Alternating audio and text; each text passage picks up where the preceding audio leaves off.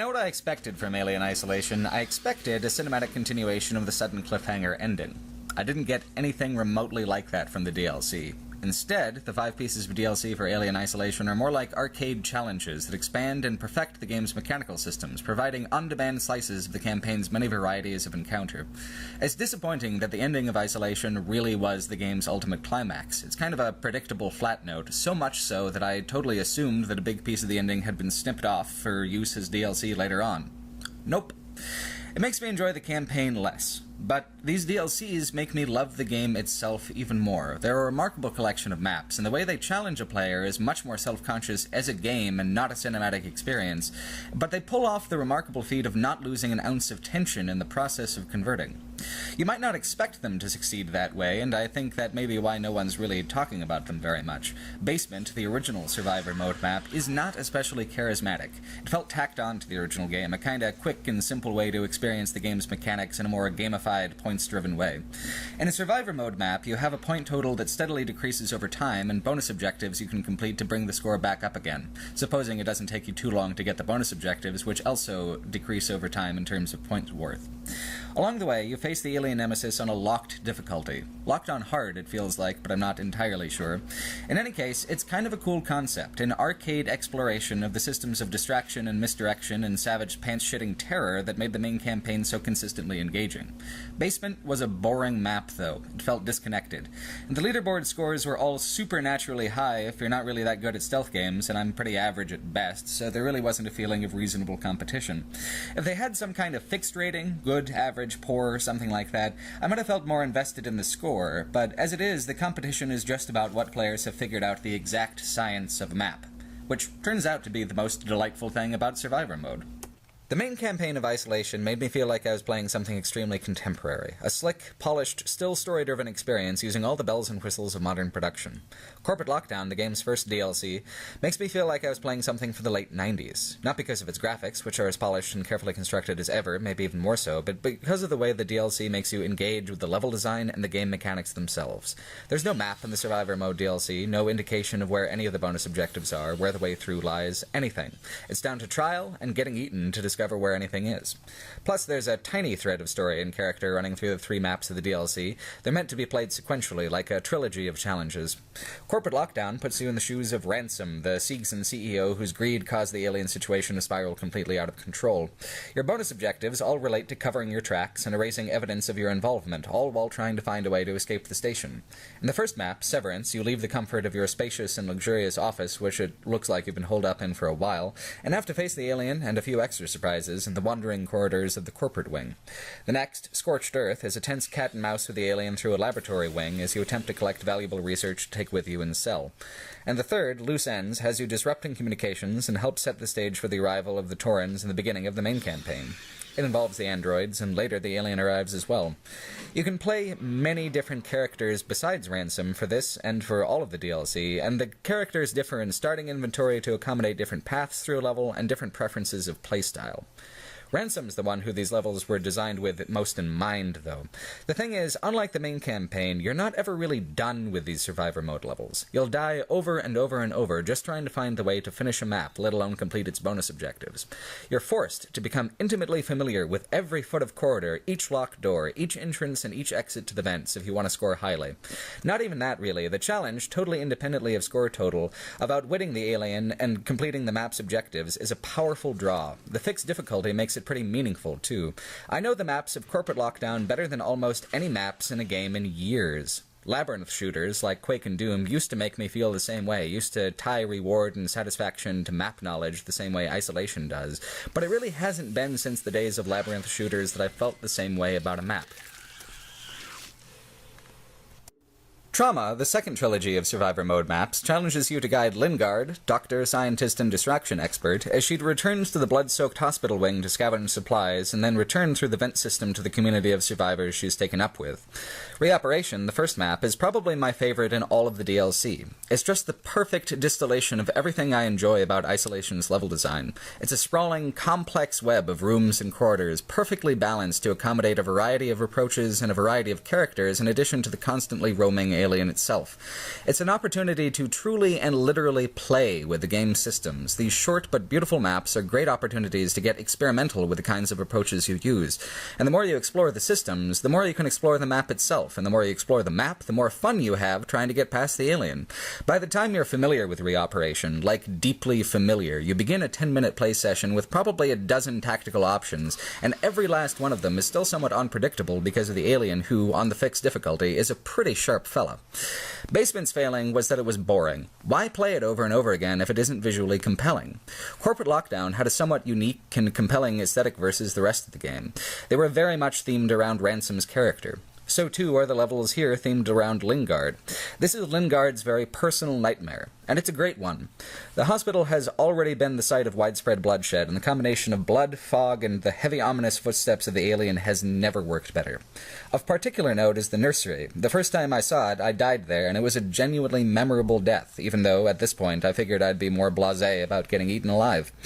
Even though it's a deliberately gamified, systems-based level, the art team made it feel like a real place, made it seem scary and sad in all the understated ways that the main campaign was good at. That the DLC can create these emotions within a 10-minute window is amazing. The second map, Crawl Space, is a two-parter where the first part has you facing off against dozens of facehuggers and an extensive ventilation system.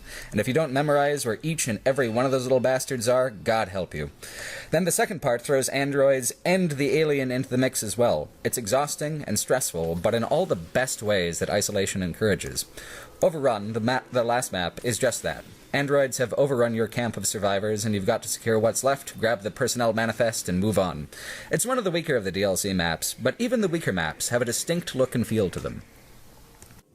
The next two DLC are for a brand new type of arcade play called Salvage Mode. The first, Safe Haven, lets you play as Hughes, the communication manager for the station. Safe Haven features 2 maps in which you must complete 10 consecutive tasks, and are given the opportunity to save your game in between the tasks. Salvage Mode is brilliant. You get points for each item you acquire, as well as points based on how quickly you complete an objective. Saving requires you to withdraw points from your total. Each task lets you choose between either the Bacchus Apartments or the Gemini Secondary Systems Wing, so you get your choice between a residential or an industrial theme. You also get your choice between rewards. Each map will give you a different item or blueprint reward which will impact which future tasks you're set up well to accomplish. Depending on what character you choose to begin the challenge with and what your playstyle is like, it gives you a tremendous variety of options. But the best option is to try to save every last item you acquire for the very end. I don't know for certain, but as the DLC wears on into later tasks, the alien's difficulty seems to continually ramp up. And then, on the 10th task, they do the unthinkable. They introduce a second alien to hunt you. Now, it's in the game that there are several aliens. It's only an illusion that you're being stalked by a single creature, but you are only stalked by one at a time in the main campaign and in the Survivor Mode DLC. Salvage Mode, though, you have 9 full tasks to acquire the tools and the map knowledge you need to slip past the pair. Except, I never did. I've never beaten either of the Survivor Mode DLCs, although I've gotten to the 10th task on both. The difficulty of 2 aliens at the same time is just off the charts, and in the last couple of tasks, the alien is an unbelievably aggressive creature. It's a challenge for players who want an extremely serious challenge from the game systems, and I think it's unbelievably cool that they released a mode with a fixed difficulty that's so high. If you beat Safe Haven, it's because you've mastered Alien Isolation. That's pretty old school design as well. Hughes isn't much of a character, but the next Salvage Mode DLC, Lost Contact, gives you Axel, the first person Amanda meets on Sevastopol in the main campaign. Believe it or not, Lost Contact is even more difficult than Safe Haven. The configuration of the maps leaves you even more exposed and presents even greater challenge than in Safe Haven, on top of the fixed and gradually increasing difficulty as you move through the tasks. Here you get the Lorenz Private Wards, another hospital map, and the S6 Emergency Power Plant, a heavy industrial map. They're both more labyrinthine and less forgiving than the maps in Safe Haven, the Private Wards especially featuring long hallways with intermittent windows to the hallway next door. If you can't put your finger on exactly where the alien is when you're trying to open a door in the hallway, you're about as exposed as is possible to be. But both maps are like this. You have much more exposure, and completing basic tasks requires much more tactical risk. This puts a greater emphasis on using using misdirection tactics in addition to simple evasion tactics to get through a map. In the wards, you better make sure the alien is on the other end of the hallway if you've got business to take care of. It stays right on top of you generally, and it's incredibly sensitive to even the smallest noises. That's how difficulty in isolation has always worked. Lower difficulties forgive the player for their mistakes, make the alien a little slower on the uptake, a little less aggressive in its hunting. None of those blindfolds are in the salvage mode. Here, this thing wants you dead, and dead is what you're going to be if you so much as kick the wrong can in pursuit of your objectives. Like the previous salvage mode, there's a number of different sorts of encounters, and the ones with the alien and humans at the same time are always fun. It's nice to not be the only one being devoured alive from time to time. But if there could be said to be an endgame in terms of replayable content, Lost Contact is it. It'll challenge you as much as you can be challenged, and if you rise to it, then you have risen above what the game can offer you. Even if you can't, the long-term tactical thinking you have to get into the groove of in salvage mode is amazing. There's a finite amount of resources spread across the two maps, and while some areas of the maps do unlock over time and yield more resources, if you waste a lot on task number 5, you can completely screw yourself over for task number 9, let alone task number 10 when the second alien is introduced. It's an arcade mode. It's completely focused on the game's systems with no plot. This focus, though, just highlights how amazing and engaging those systems really are. The final piece of Isolation's DLC takes place right before and during the main campaign's opening moments, where you, as Deputy Marshal Ricardo, track down the explosives that Marshal Waits had sent out with another poor doomed sucker at some point previous. Then, you set those charges and trigger the explosion that cuts Amanda off from the Torrens at the very beginning of the game. You can even see the Torrens out the window of the final map. Unfortunately, the trigger is the least impressive of the Survivor Mode DLC, even if it is, for the most part, the hardest. The reason is that it recycles environments in the main campaign. Damage Control, the package, and Blast Seed all touch on some of the locations you've already been to as part of its pronounced campaign prequel flavor. All the other Survivor Mode DLCs have very unique, distinctive aesthetics in each one of their maps, but the maps in the trigger don't really give that impression so strongly. As arenas of evasion, they're incredibly competent, but the trigger isn't visually memorable or distinctive the same way as Trauma or Corporate Lockdown were. It was also the game's last chance to address the ending, but it doesn't. It just sets up the beginning. Wouldn't it have been better to have a Survivor Mode DLC taking place on the Torrens, playing as Captain Verlaine, that sets up how the alien got aboard the Torrens in the first place? Well, instead we got the trigger. After the trigger was released, a new mode was introduced called Endurance Mode, which challenges you to play all 10 Survivor Mode maps in a random order. A pretty difficult task if there ever was one, but Creative Assembly has been remarkable in how supportive it's been of more difficult play. You may have missed the announcement, but 2 new difficulties were added to the main campaign in a patch several months ago, an extra easy mode and an extra hard mode. Salvage mode not only offers a tremendous challenge, it offers a new way of engaging with the game's pacing and the game's tactics. And Survivor mode, even the trigger, is absolutely perfect when you want to play Isolation like a game and not an interactive movie. Would you want to reinvest all 20-some hours in replaying the whole campaign again? Maybe not, at least not right now.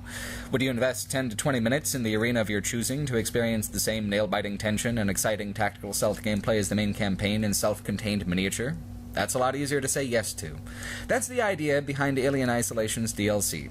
It's a fantastic idea, and it's executed brilliantly.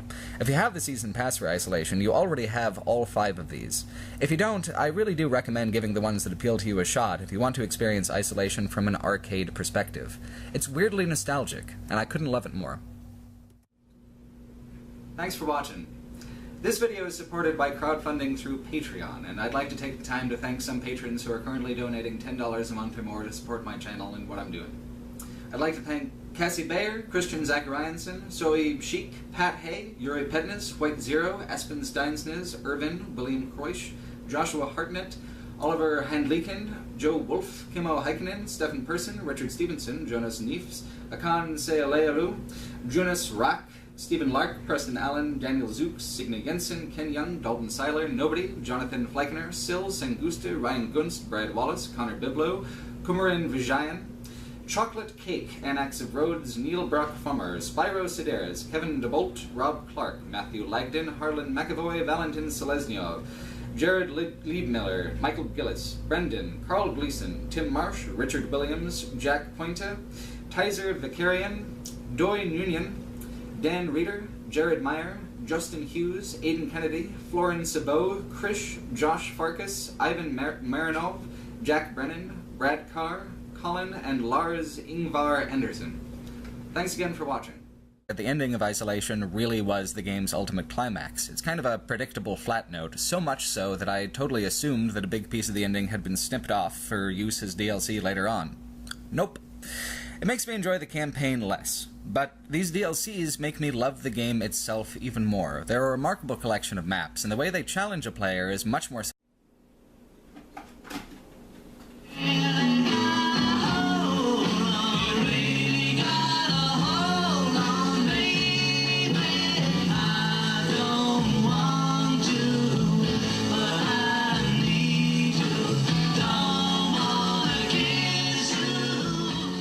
self-conscious as a game and not a cinematic experience, but they pull off the remarkable feat of not losing an ounce of tension in the process of converting.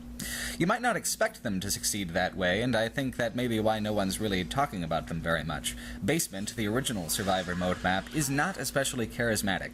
It felt tacked on to the original game, a kinda quick and simple way to experience. I know what I expected from Alien Isolation. I expected a cinematic continuation of the sudden cliffhanger ending. I didn't get anything remotely like that from the DLC. Instead, the 5 pieces of DLC for Alien Isolation are more like arcade challenges that expand and perfect the game's mechanical systems, providing on-demand slices of the campaign's many varieties of encounter. It's disappointing to experience the game's mechanics in a more gamified, points-driven way. In a Survivor mode map, you have a point total that steadily decreases over time and bonus objectives you can complete to bring the score back up again, supposing it doesn't take you too long to get the bonus objectives, which also decrease over time in terms of points worth. Along the way, you face the alien nemesis on a locked difficulty. Locked on hard, it feels like, but I'm not